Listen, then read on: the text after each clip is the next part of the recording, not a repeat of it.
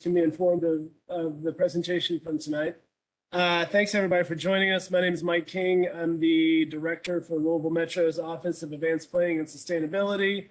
Also on here, from what I can see, is Rachel Casey, who's an urban planner on my team, and Joe Haberman, who's with Louisville Metro Planning and Design Services. We're here tonight to talk about one of two new form districts that are coming into play. And the one we're going to talk about tonight is the Urban Center Neighborhood Form District. So we'll kind of get into the details of that through the presentation. Basically, we're going to run through a quick presentation that sort of gives an overview of the process and sort of the intent of this. And then from there, we're going to have a little exercise that we'll do at the end of this, talk through some next steps, and then open it up for anybody who has questions or comments. So we've put together this working group. I'm sure a lot of you attended when we had sort of our first public meeting for the creation of these new regulations for this form district. But on top of that, we wanted to have this working group. The working group really is not going to carry any more credence than the public process itself, but rather it's an opportunity for us to be able to have a group of people that are probably a little bit more technically involved with these sort of things to really help us kind of work through as we establish these draft regulations for this program. Listed on the screen right now are all the folks that reached out, and we appreciate those that did, and those of you that are able to join us tonight for being interested in helping us draft these regulations. This process, while it is individual, is also part of sort of a larger effort that Louisville Metro government's undergoing. And that's, we were charged with Metro Council to do sort of a pretty large reform of our land development code, which are basically the zoning regulations for the city. They're a bit antiquated and probably unequitable in a lot of ways. So as we created our new comprehensive plan a few years back, one of the things we recognized was the importance of updating our land development code as a whole. And these form districts and the creation of the regulations behind them are part of that larger program to update the land development code. As I mentioned, we had a comprehensive plan that was adopted a few years ago, and that's called Plan 2040. And what that is sort of the guiding policy document for all land use decisions that occur in Louisville Metro and within Louisville Metro and Jefferson County. And that was not a document that was created by Louisville Metro. It was more a document that Louisville Metro helped a public process that really drove a lot of what went into that and all the ideas and concepts that came as a result. One of the specific things that was in Plan 2040 was the creation of two new form districts. One is a conservation form district, which is a process that is running concurrent but separate to this one. And the other one's the one that we're here to talk about tonight, and that's the Urban Center Neighborhood Form District. So many of you guys have been involved in this, so it's probably a little redundant, so I'll apologize in advance. But we think it's really important to sort of reiterate what form districts do. And form districts are all about sort of the compatibility, the physical form of buildings and how they are presented in terms of setback, height, design standards, those sort of things, as opposed to the use. The use and the density is dictated by the zoning of a property, which every property in Louisville Metro has its own zoning district. And then the design and form and compatibility of that is really dictated by these form districts, which nearly every property in Louisville Metro has a form district. Each form district is kind of set up through a unique pattern of development and design criteria to really help with the compatibility of where you are within the community. And again, they regulate things like your site design, your setbacks, height of buildings, transitions from one building or one form district to the net, street road design elements, open space components, and anything else that is related to design. And they work in tandem with the zoning district to really sort of create our land use regulations.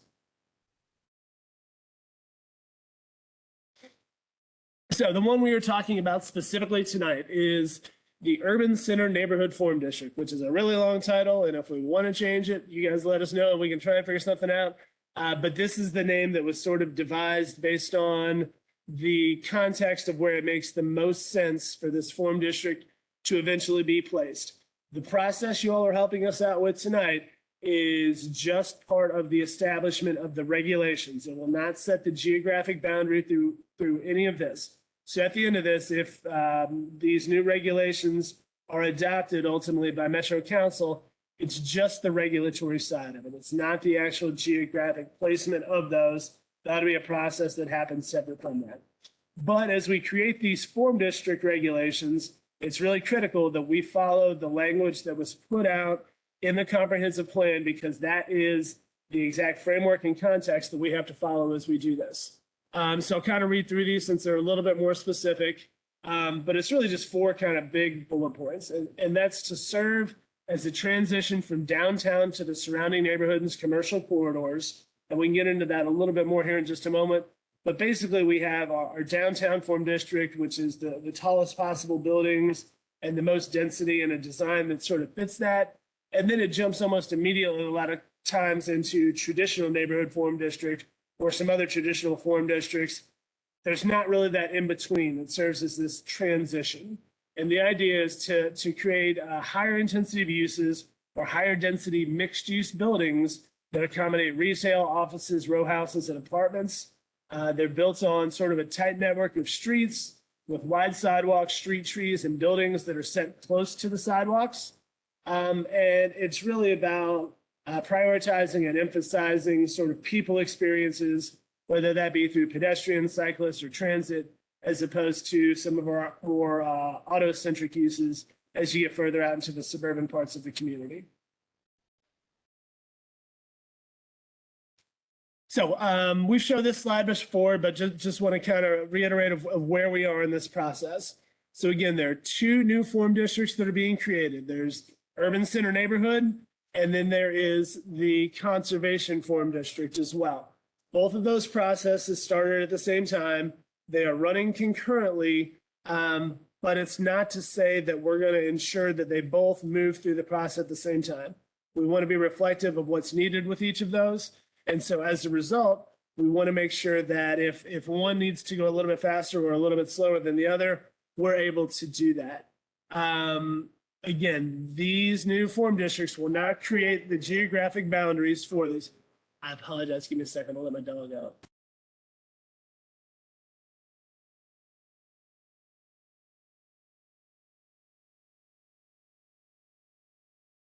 Sorry, she loves you all, but she was being a little whiny, so apologize for that. Apologies for that. So again, not geographic placement, just the regulations behind what these new form districts will be and what's created. We're still very much relatively early in this process. It's that community engagement side of it. And we hosted one public meeting already with the idea of focusing just on this form district.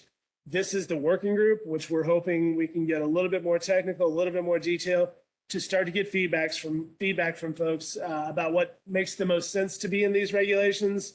What we're going to do, hopefully after tonight, is take all the feedback we received from you all, as well as everything else we've heard, whether it be through online engagement or through public meetings, and we'll take that and start to turn that into the actual draft regulations. We as Metro will draft that based on the feedback we've gotten and then start to vet that again publicly the same way we did this of one public meeting kind of going forward to say, hey, here's what we heard. What do you like? What do you not like? What did we miss? And same with the working group where you guys can kind of hold us a bit more accountable and say, hey, these are the things that on a technical side make a lot of sense, or what don't make sense, or the things that should be included in that. From there, we'll refine that draft of regulations and then vet those again at least one more time, and then ultimately they would be adopted by Metro Council and become regulatory.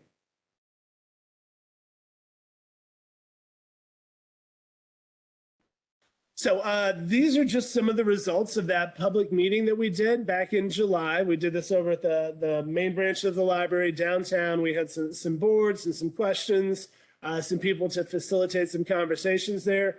So we thought it would be helpful if we could show you sort of the feedback we got from that. The first one is people were very receptive to the idea of mixed use design based on some of the building topologies we were showing.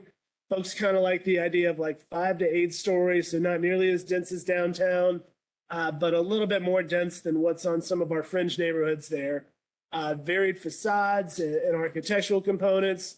Definitely a big focus on internal parking or underground parking as opposed to surface parking to help sort of improve that pedestrian experience.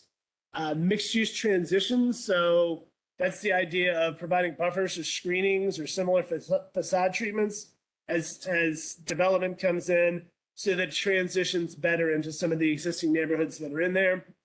Residential buildings, there was a preference over a preference for some increased density as well as inviting facades and not sort of dull, run of the mill, just same old design types. To rather utilize the form district to inspire some creative designs and then add that on top of density. And with the streetscape side of things, people wanted a little bit of everything. You can kind of see that's the board that we've got over there on the side. But the ones that really jumped out the most were people were very interested in a lot of street trees, a lot of pedestrian lighting, and a lot of transit amenities and improved styles. These are just, again, sort of the boards that we utilized to do this. So you can see them. It was really tough to put them all on one slide. If you want to look at them a little bit more detailed, they're online. The website, louisvilleky.gov/new forms has all the information that we have to date. That's where this presentation will be posted probably as soon as tomorrow.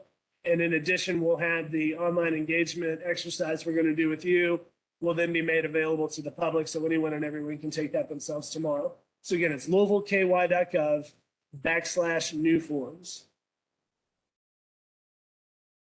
One of the things we wanted to talk through kind of quickly, and then again, we'll get into the exercise because more than anything, we want to hear back from you, is sort of where we think our starting point for this should be. So obviously we've got the framework that was laid out in Plan 2040 is the context and the idea of what this new form district should be. But we also need to look at what we have for existing regulations and how our development patterns have sort of shaped that.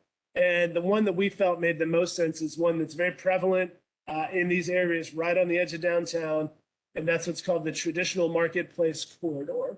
And this seems, from our perspective, to be sort of the minimum, the starting point for where we go with these new form district regulations for the urban center neighborhood form district.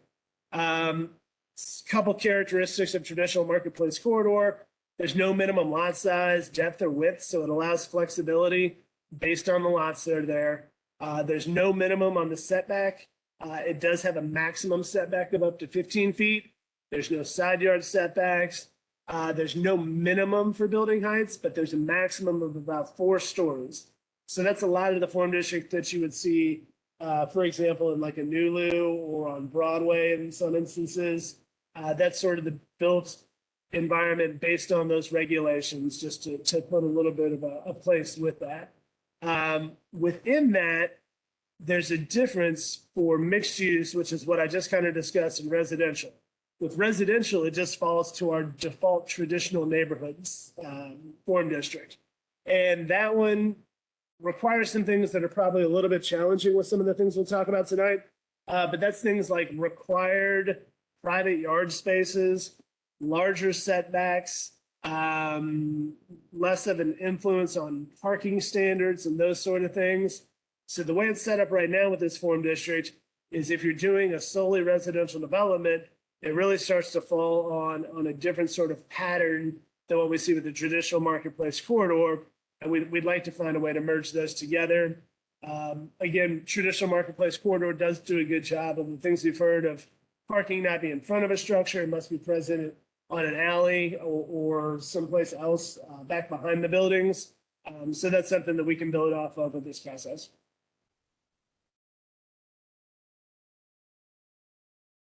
All right, now for what we hope will be the fun part of this.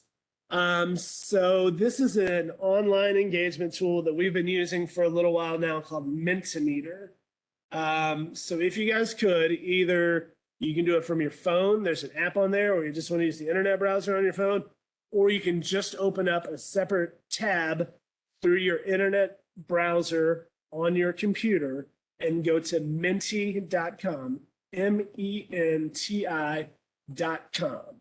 And I'll give everybody a second to get there, and then I'll tell you the code that is on the screen right now is you'll be prompted to put that in there, and it will automatically take you in to Minty.com. It's still right at the top of this presentation. So you see where it says 13916517 is the code for when you get onto Minty. And I'm going to go on my phone, so bear with me just a second. But the first question is a really simple one. It's simply just asking to put your contact information in there. We're not going to share this with the world or anything like that. It's for our internal use. And again, when we put this publicly, it'll help us get an idea of where people are coming from geographically so that we can then utilize that and have a bit of a listserv going forward. So we'll give it maybe 30 seconds or so. I believe everyone should have the ability, Rachel Casey, let me know otherwise, that you can mute and unmute yourself at this point. It can be a little confusing at first when you get onto Mentimeter, but once you get on there, it's pretty straightforward and pretty self-explanatory. Is anybody having a challenge getting on there or any questions at this point? Are we supposed to be seeing anything? For now, it'll just say contact information, and then it'll progress through here in just a moment as we start to populate it with information. So if you're on, again, you'll have to go to a separate window, like an internet browser window, and go to Menti, MENTI.com, put in that code, or you can do it from your cell phone if that's easier for you. And then from there, it'll start to populate this for us. Yeah, for this first one, it's not going to pop up with anything just because we don't want all people's contact information to run free. But after that, we'll start getting some information. Yeah, it'll give us live results from there. So it looks like, Rachel Case, we've had about 13 people do it. Is that correct? So I'm going to use that as our base number. Before I proceed, is anybody having issues or technical difficulties trying to access it? If you're doing it from your phone or something like that, it'll basically say, please wait for the presenter to show the next slide. So let's go ahead and switch over to the next one, Rachel Casey. Please and thank you. All right, so now, again, on your phone or tablet or laptop, computer, whatever you might be using for your internet browser, in just a few words, sort of what is your vision for the Urban Center Neighborhood Form District? So just put something in there, and as we do that, it'll start to give us live results of some of the things that you all are saying, and it helps us kind of visualize that. And then on the back end, it'll give us sort of a database of what all is included in that. So as people put them in, you'll start to see the words populate in real time up on the screen. Right on cue.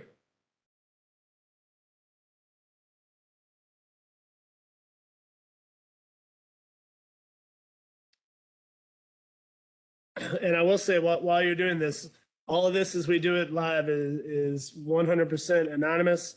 So feel free to put whatever you would like on here. No one will know at this point what you were saying. It just gives us sort of the opportunity to have a free-flowing chance for people to be able to share their thoughts on here. So we'll give it another minute or so for folks to put some things in.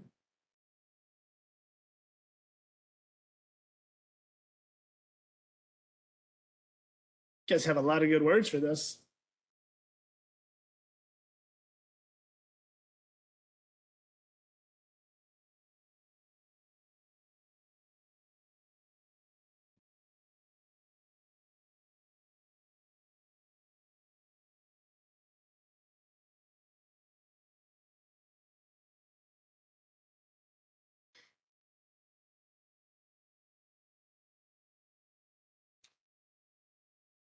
I'll give it another 15 seconds or so. And again, if you don't get it in now, we'll have this survey up online, or this engagement tool up online by tomorrow. So you're welcome to go in and play around and take your time with it a little bit more. And we really hope you guys encourage other folks to do it as well. So as we kind of look this through of the words, and you can keep adding stuff if you want. But the ones that I'm seeing that are as the words get a little bit bigger, that means usually people are repeating those. So the big ones are density, sort of that opportunity for some improved density on the periphery of our downtown through our regulatory side. A lot of walkability is something that's going to be really important to that. So creating these, hopefully neighborhoods where who knows, maybe it's the most anti-Louisville sentiment in the world, but to be able to live in a neighborhood where you don't need a car, that you can walk around and you can walk to your job and your services and all the things that you need. And that kind of falls into the idea of being connected. I see a lot of things about transit on there. This neighborhood feel, sort of small business opportunity, human scale, grocery. Those are all the sort of things that tie together into these urban neighborhoods that are all critical for us to be able to have density to support that, but also then on the other side, the services and the design that make people want to be there. All right, do we want to, there we go. Let's switch on to the next one. So, and this one will be similar, but a little bit different. So in your opinion, what are the challenges to positive development in the areas around downtown? So what are those challenges that are out there, either real current ones, whether they be in terms of regulation through our land development code currently, or other challenges about why there's not this, there hasn't been as much positive development in the areas around downtown. That's certainly not taking away from anything that's around downtown. We've got a lot of great neighborhoods and great people and great developments that are there. But what are some other opportunities or, again, those challenges that could really influence some positive development through design on the areas around downtown? And I'll give it a couple minutes for folks to put those in. Here in about a minute, I'll start kind of going through these. And as I'm saying these, if you all would like to elaborate on your thoughts or anything like that, please don't hesitate to. I don't want to be talking the whole time. I can if need be, but if you guys would like to chime in and elaborate a little bit on why you put what you put on there, that would be great.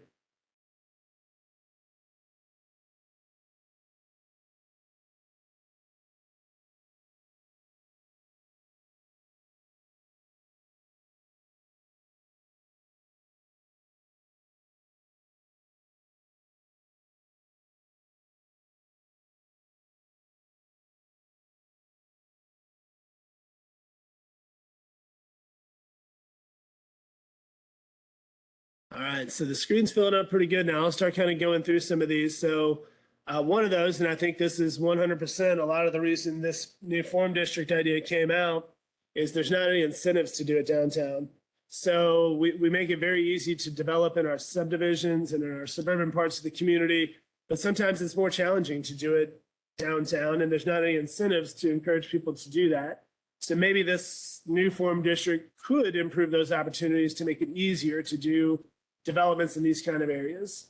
More pedestrian, I see a lot of things about the streetscape and sort of even the hostility of the way our streetscape's set up. A lot of these areas for downtown are 100% commuter routes for people getting into and out of. So improving sort of that infrastructure to make it feel more like a place and less like a pass through. Floodplain is one that's very legitimate. Yes, on the edges of downtown and downtown included. Floodplain can certainly be a challenge in looking for development in these areas.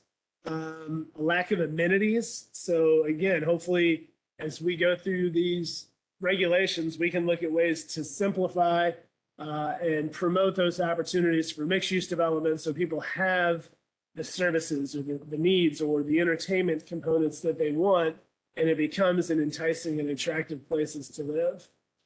What else do we have on here? See a little bit about not following developer plans leading to noise, property damage, parking issues. Too many one-way streets is certainly something that there are a lot of efforts underway right now to address those, but you can't look at transportation without looking at the land use side of things too, so that you have to be very supportive. Adjacent incompatible uses, so probably, and again, I'm speculating, but some of the older remnants of some of our industrial development that was on the edge of downtown. Does anybody want to elaborate a little bit on what they put in here or share any of their thoughts? I'm not going to force anybody to do it, but if anybody would like to share something, we'd love to hear from you. Mike, this is Kelly Jones. I was the one that put floodplain and cumbersome approval processes. And that is, a lot of these areas are in historic districts or overlay districts. So you have to not only get approval from planning and design services from a development plan standpoint, you also have to get approval from the overlay or the historic district. You also have to get approval, from, there are just, seems like there are a lot of layers of approval.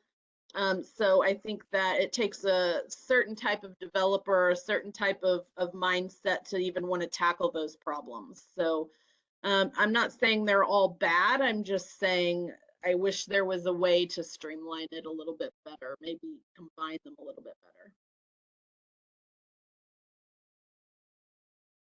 better. No, that's a great point. It's something we hear, and all these different layers of review that come through this can certainly kind of go the other way and disincentivize people to want to do development in these areas.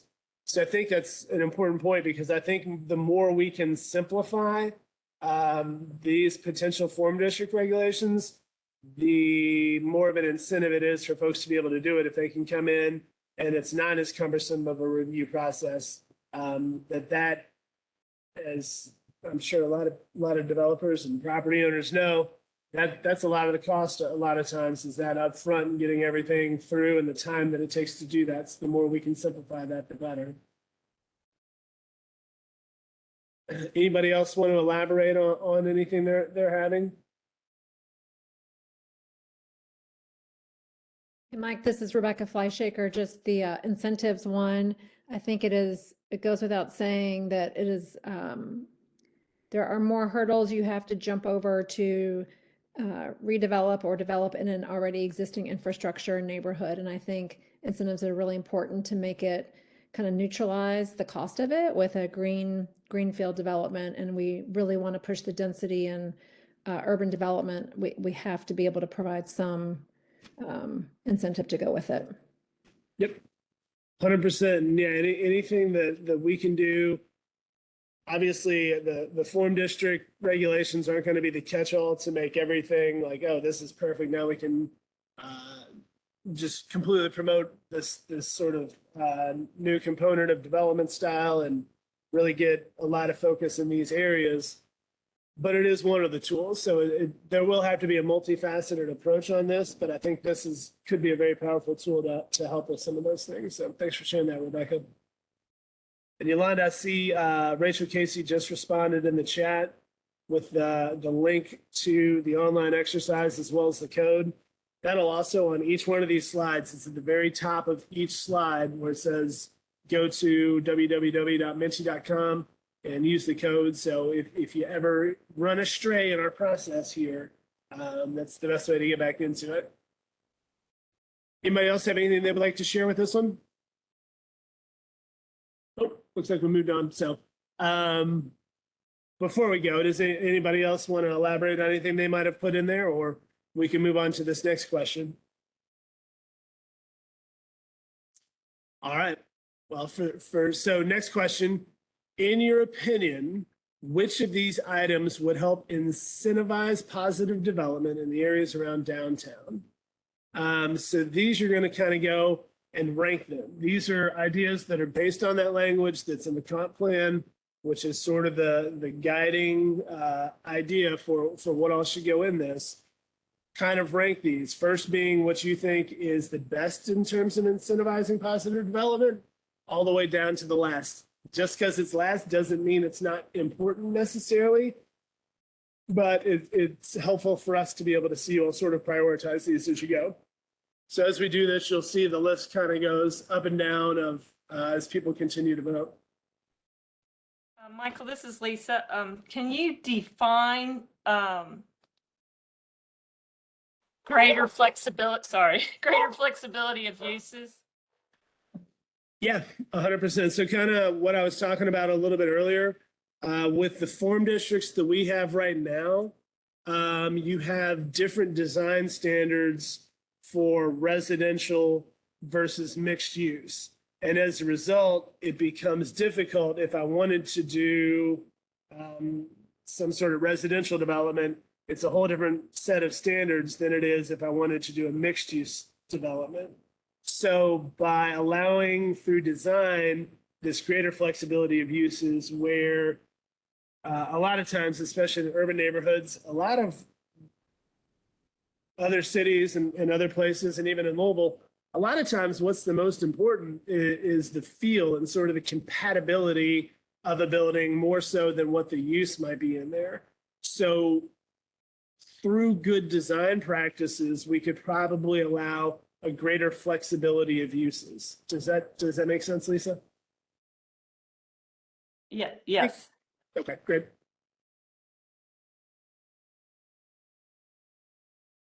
All right, looks like all of these are pretty popular. The building height, which is always a challenge in Louisville, is scoring least, but some people are voting for that as well.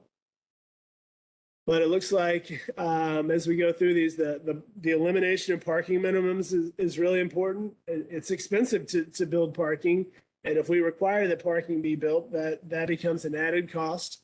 As I say that, it gets overtaken again with that flexibility of uses and that opportunity to really focus more on the design side of things as opposed to what the use is, and allowing for those different uses to more easily be brought into developments.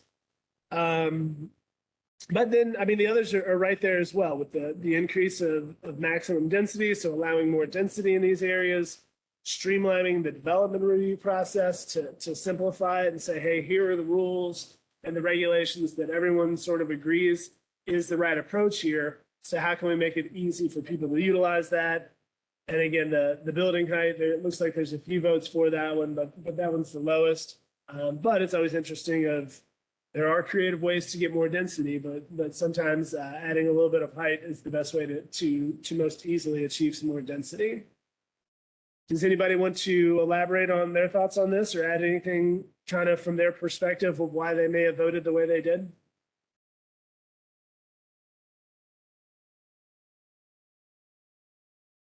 I think that part of what concerns me is that when one form district is next to another form district, then if you did increase maximum, and even within the form district, if you permit,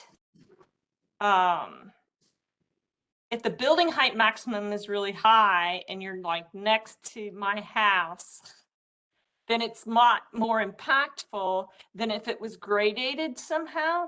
Is that the right word? I know what you're trying to say, so yes. So, and that's even within the district because you're not, because you're permitting any size lots. You could have like a tiny little townhouse that somebody might put in that's 3 stories. And that if you permit a 15-story building right next to it, that's like a totally different style than if I was the person that owned the townhouse, I don't think I would be too happy about it. But it just seems like, without doing like a master plan for the whole form district, it seems like that would be a risk. Sure. No, that's a great point. And I think we referenced it earlier, but those transition standards are going to be really important because we do have some of our most authentic and coolest and most historic neighborhoods there that we don't by any means want to take away from the greatness that they are.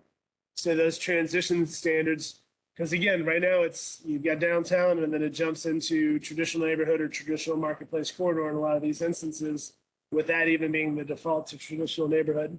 So those transition standards in between are going to be really important to this to make sure that it's successful. Anyone else have anything they would like to add? Yeah, this is Ann Ramser. I recently did something here walking up and down Taylor Boulevard and Newcut and noticed all the parking that we have, and it's excess parking. And all I could see was these heat islands. And I think if we eliminate these parking minimums, that will force more people to use public transportation. And I think our public transportation will get better. But parking minimums to me is a huge problem downtown. I appreciate it. It's a great point.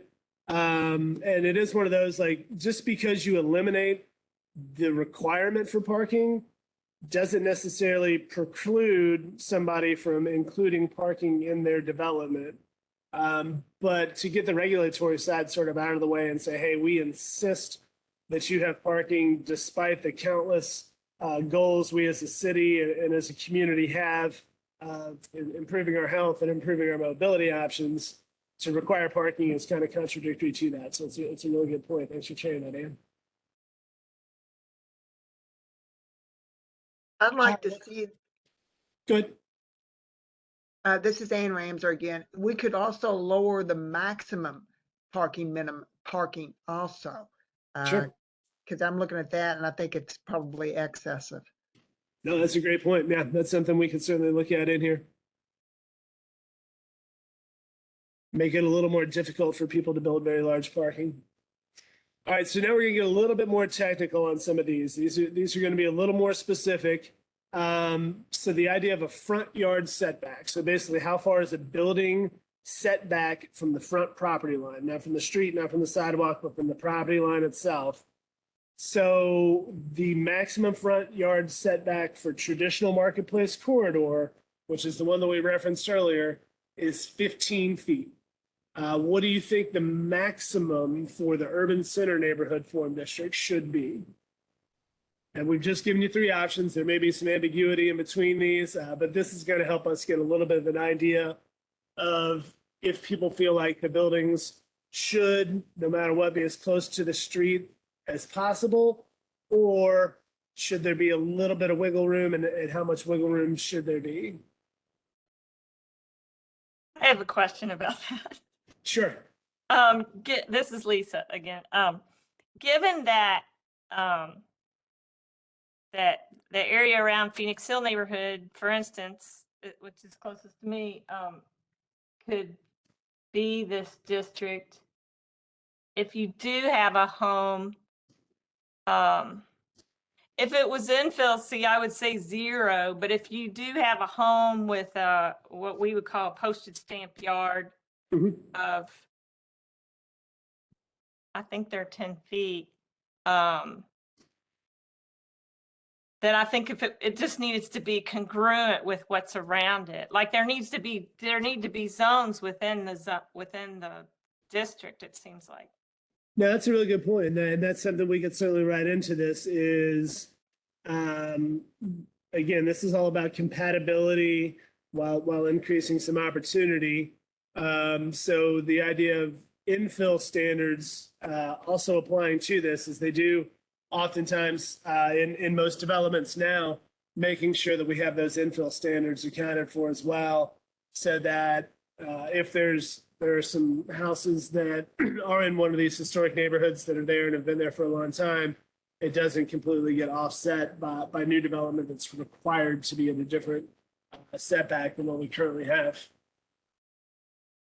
And Carrie, I see you had a question in there. Are these guidelines going to be different based on the form district? So that's, and I think I'm answering your question, but let me know if I don't.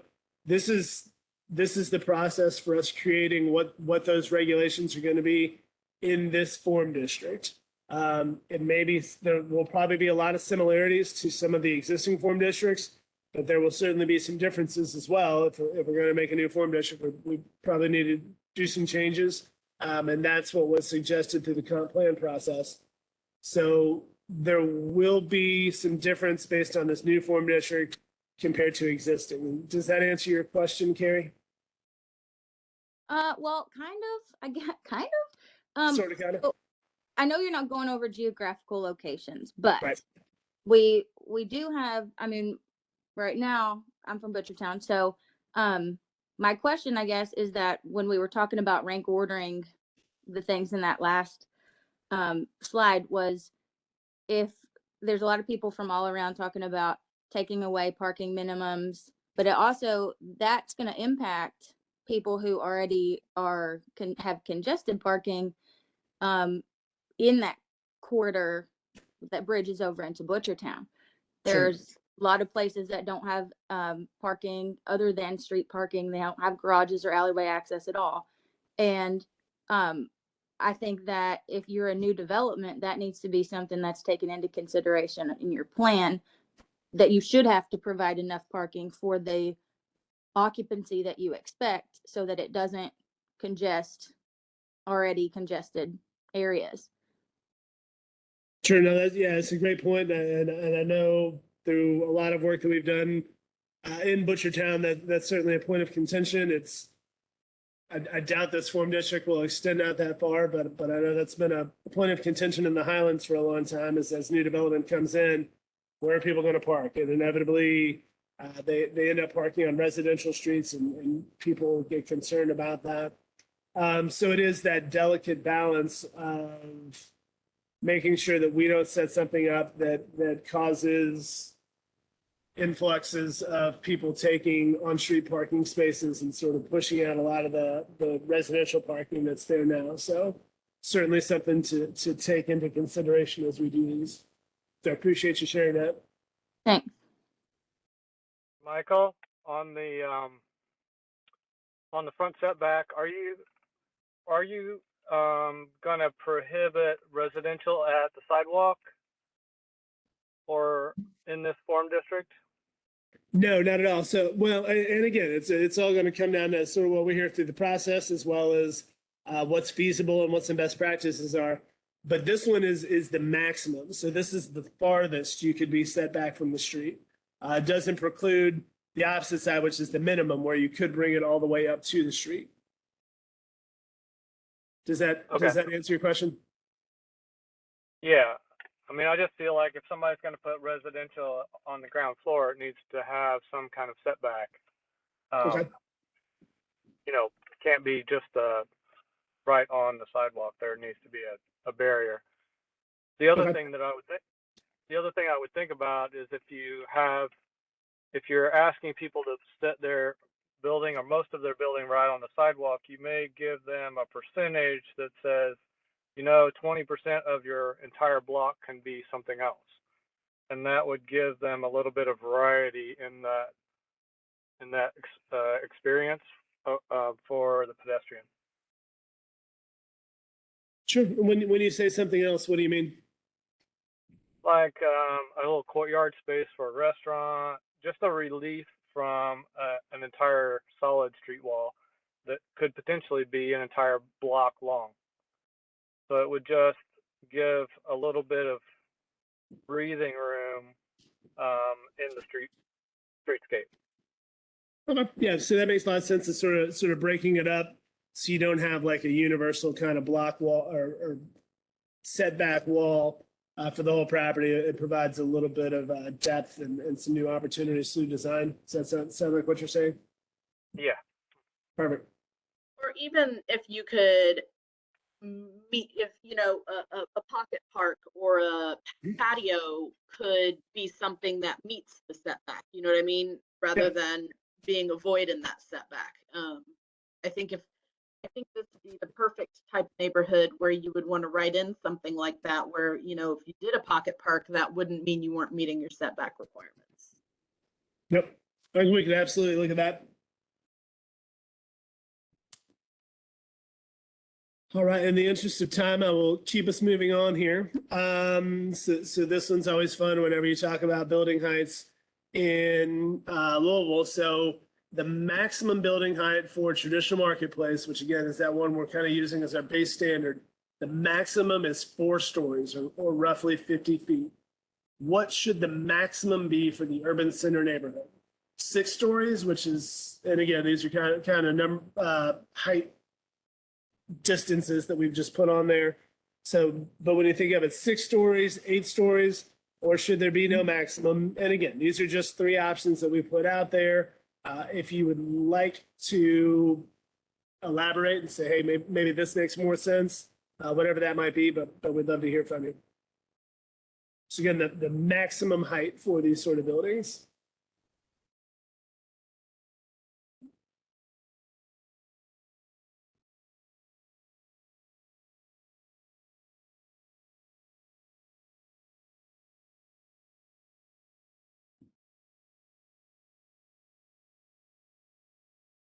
Oh, I was wondering if anybody was going to jump in and do 8 stories. Somebody did.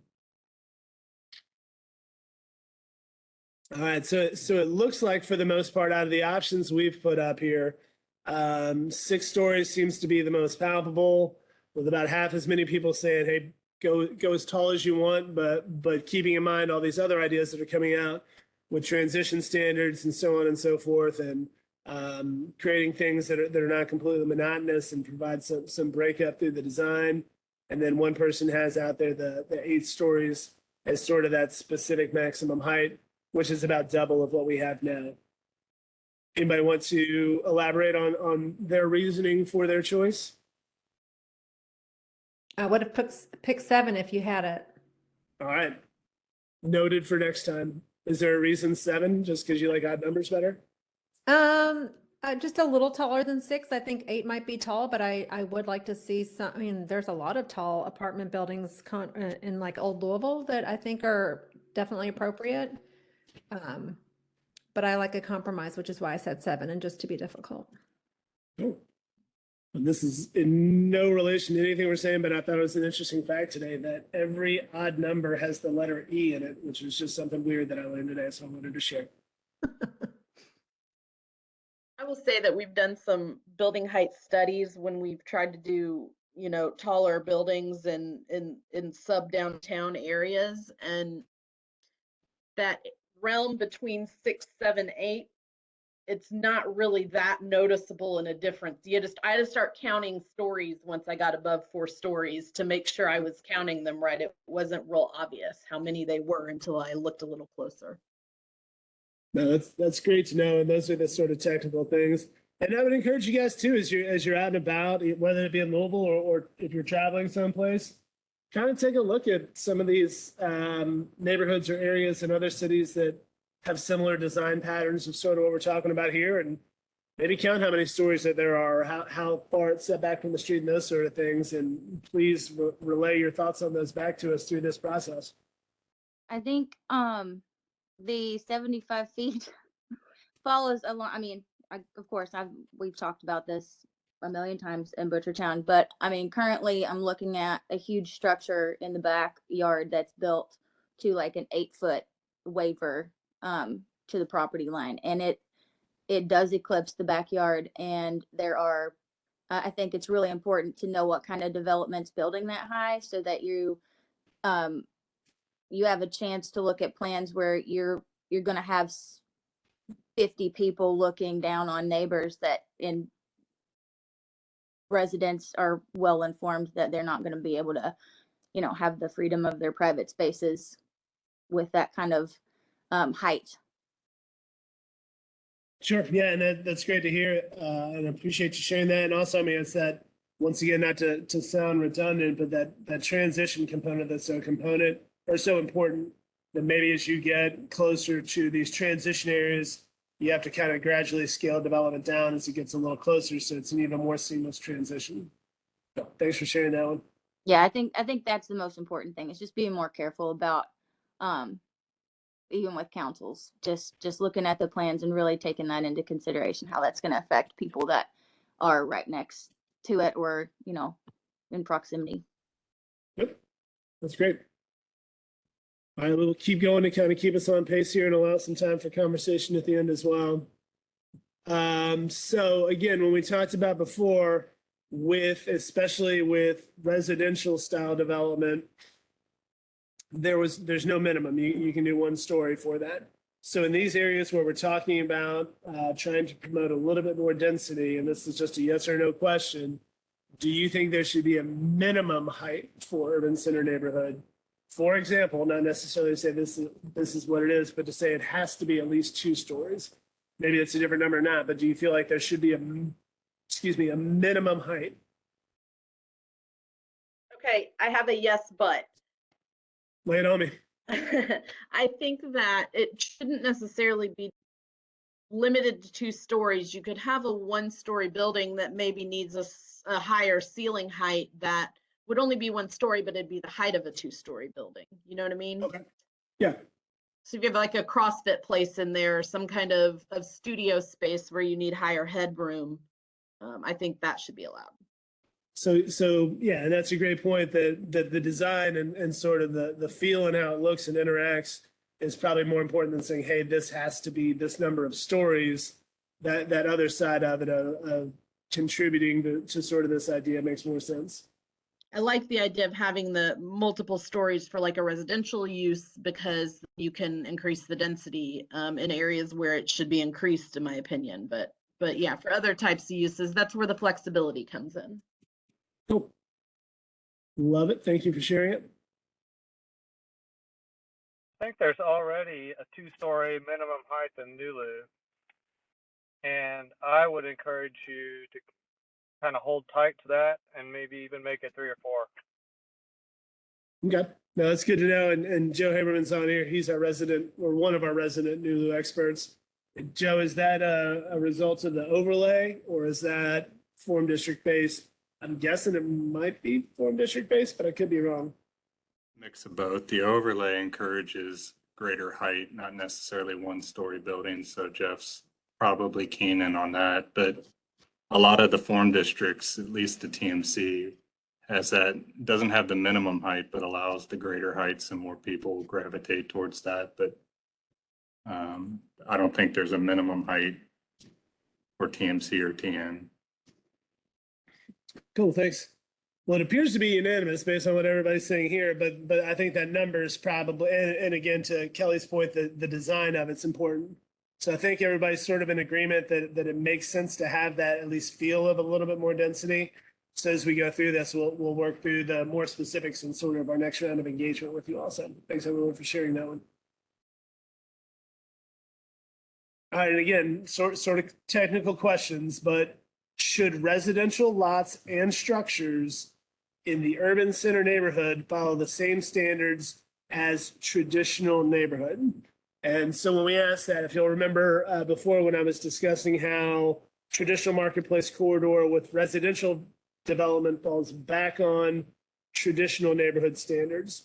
And some of those standards include things like requiring private yards, greater setbacks, a little bit more stronger or stricter type designations, those sort of things. So do you feel that with residential lots and structures, so just purely residential coming in this new form district, should they have the same standards as traditional neighborhood, or should we start to differentiate a little bit? And that one, again, is pretty technical. So if anybody needs some clarity or some clarifying on that, please don't hesitate to ask. Or as you're filling it out, if you have something you'd like to share, please feel free as well.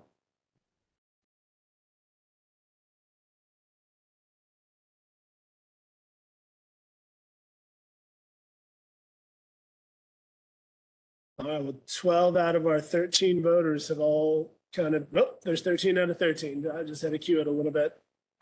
So everybody's sort of in the same idea that there does need to be some differentiation between traditional neighborhood, which is sort of our default residential setting right now for urban neighborhoods, and this new form district. So that's good to know that we'll be able to look at some of those components that are included in that. And then as we start to flesh out these ideas, we'll share those with you going forward.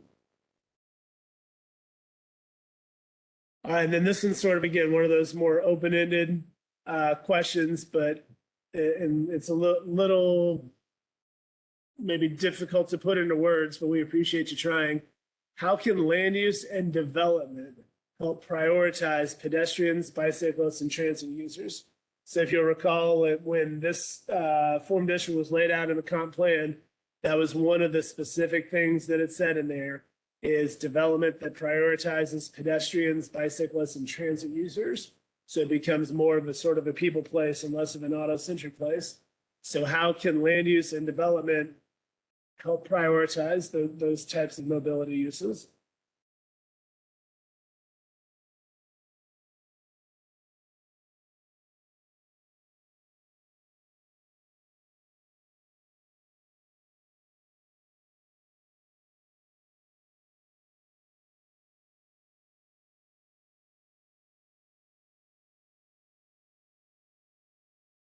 All right. As I come in, I see allowing higher densities, so that makes a lot of sense. If you can put more people in areas, then as you increase that density, things like better sidewalks, better bicycle infrastructure, better transit opportunities become more feasible and practical because it's easier to serve that density of people. But then on top of it, it's definitely the other side of the infrastructure itself has to be really good. So that can be anything from protected bicycle lanes to designing streets to better fit those types of modal choices and the infrastructure to do it. And I see another one popping up about dedicated bike lanes, research and community voice into most intuitive paths by foot to get from location to location and corresponding changes as needed. So I think that's kind of that database approach of providing infrastructure that connects people from places they want to be to places they want or need to be, as opposed to, hey, you're welcome, we've made this really good sidewalk or bike path or transit route or whatever it might be, but it doesn't really, while it may be great service and go quickly or allow a safe and protected means to get there, it might not get you where you want to be. So making sure that we're connecting all of the areas is the way I'm interpreting that. If I read that wrong, whomever wrote it, please feel free to correct me. And then the bottom one, get regulatory agencies to buy into road diets and allowing innovative street design.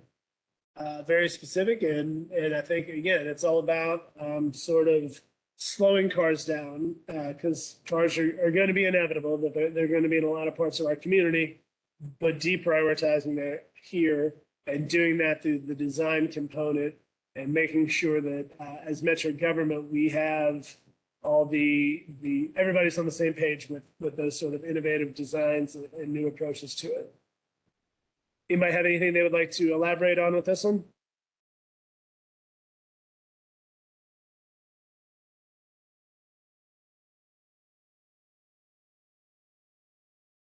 All right, well, we will keep moving along then. I see lighting and tree maintenance was on there too, so those are really critical as well. That it's got to be a sort of 24-hour opportunity with lighting. You're going to feel more comfortable at night if it's well lit. And flip side, with trees and everything like that, you're going to feel more comfortable if it's one of our 90-degree days outside that we can keep hopefully a moderate temperature for you walking around. All right, so how can the Urban Center Neighborhood Forum District incentivize higher density development?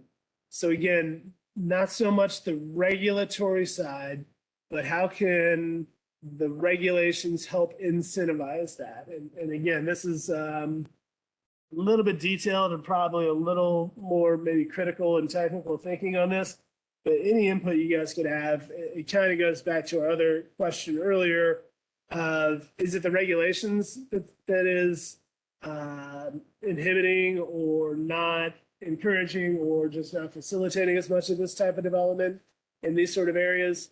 How can we potentially put that into a regulatory style to incentivize these sort of opportunities?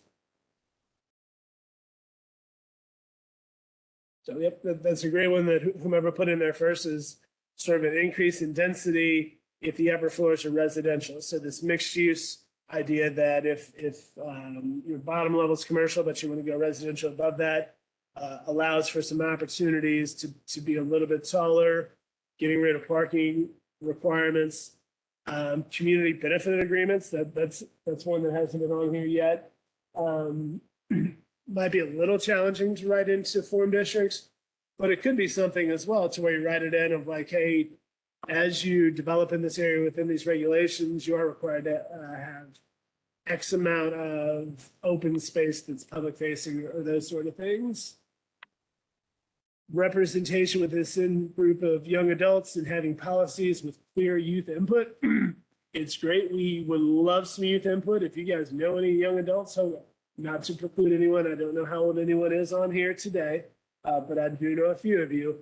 It's always difficult to get that younger group to sort of engage in this. So the more we can get them to have input on this, we greatly appreciate it. So as you guys, please help us put these opportunities for input out there.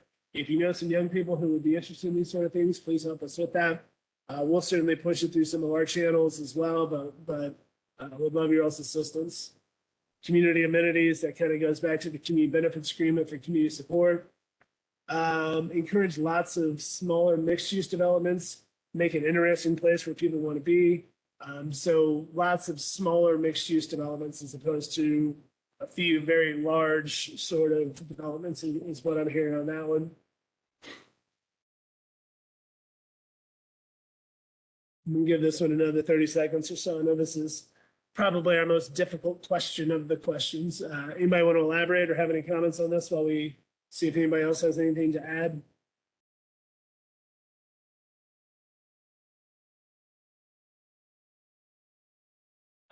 I don't know how to, this is Lisa again.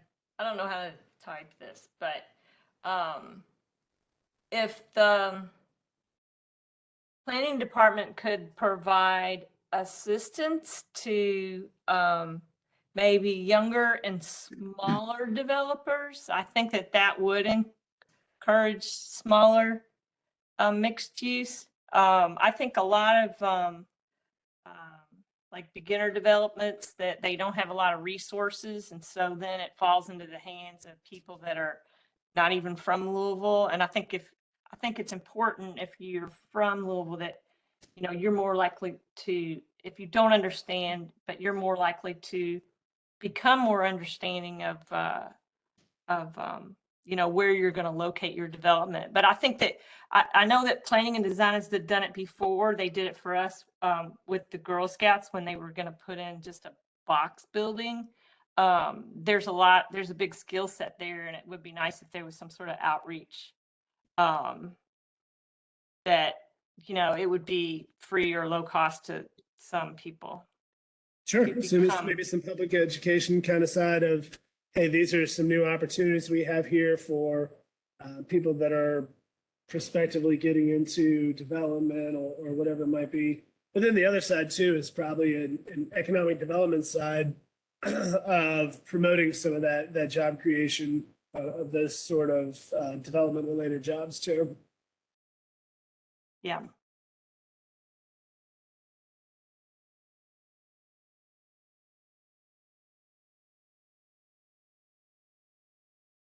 And then I see one more that was added on here, urban residential courts, garden level apartments. So I think that's more the idea of sort of those kind of communal spaces, but where it's not focused as much on cars, but you're also establishing this sort of community. So it's sort of built into the design of these where neighbors get to know neighbors, which is always a good thing. All right. I guess from there we can slide on.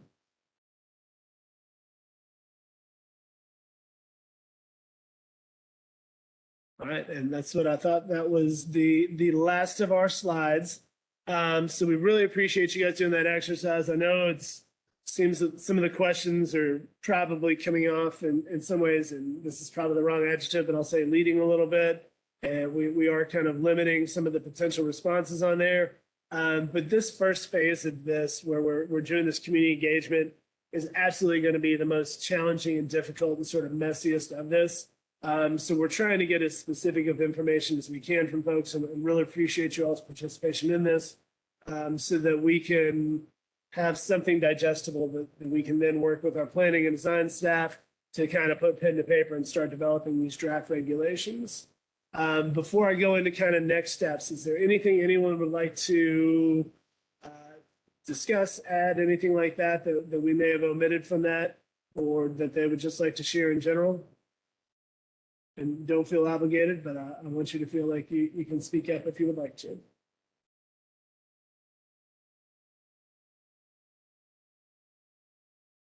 All right, I think it's getting that time of the evening where people are probably starting to wear down a little bit, and I don't blame you at all. And again, we greatly appreciate you guys coming out. So kind of next steps, as I just alluded to a little bit, what we're going to do is we're going to take the feedback we got from you all, the feedback we've gotten up to this point. We're going to post this the exact same Mentimeter survey online so folks can go and take it at their own leisure. It'll be at www.louisvilleky.gov/new forms. And all the materials that we've presented will be on there.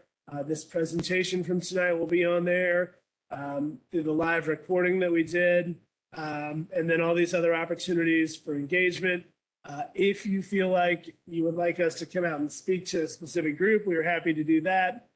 If you have other comments you would like, please feel free to let us know through a variety of means. But what we're going to do is as we keep this open for a little while, we're going to work with our planning and design staff to start actually putting this into some very draft, almost outline form regulations to say, hey, here's what we're hearing from folks. And then we'll start to vet those publicly and say, are we on the right track based on what we've heard so far? We'll take any more feedback that we get at that point, as well as going forward, and then keep refining that more and more until we get into our sort of final draft regulations for this. If you have specific comments in the interim, please don't hesitate to reach out to me. There's my email and phone number on there, as well as Joe Haberman. He's the planning manager at Planning and Design Services and is on the call tonight. Feel free to reach out to us if you want to talk through something specific. Again, if you would like us to work with a specific group as we go through this, we are happy to do any and all of those things. Our information's right there, but again, the best thing to remember tonight is just louisvilleky.gov/new forms. And if you go there, it'll have our contact information as well as all the materials we presented to date on this form district, as well as the conservation one. So with that, unless anybody has any questions or comments, I will once again thank you all so much for your participation tonight. And we hopefully will be working with you guys very soon. But before I hang up, any last questions, comments, anything like that?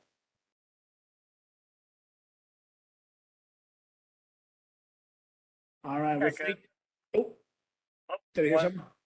Just before you go, I think you could actually just drop the word center from your title. Like urban neighborhood sounds like what it might just want to be. That name is already taken, Jeff. We thought about that, but that's a zoning district we have in the LDC, so we have to kind of distinguish the two from a legal perspective. But I appreciate you trying to shorten it. If you come up with other ideas, please let us know. We would welcome it. I think any simplification of this, even if it's just a name and something that easy, could be beneficial. So, anybody else? All right, well, again, we really appreciate you all's time tonight. I know it's difficult doing this. One other thing, and I promise that I'll let you go. With the Conservation Form District, there was a request to do these during daytime hours. There are some very specific people that are in neighborhoods, since this one's going to be probably a little bit more logical of where the geography makes the most sense, just based on the language of what's written in the comprehensive plan. So for now, we're going to try and keep these as short as we can in the evening. There will only be like one or two more of these kind of working group meetings, 2 or 3, hold me to that one. But we're going to keep them in the evenings for now, just because we don't want to exclude anybody, especially folks that are in these specific neighborhoods that are kind of on the edge of downtown now. Their input is absolutely critical to this.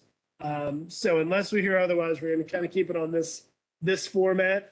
But again, with that, I will stop talking and let you all get on with your evenings. And thank you all very much for joining us tonight. We really appreciate it.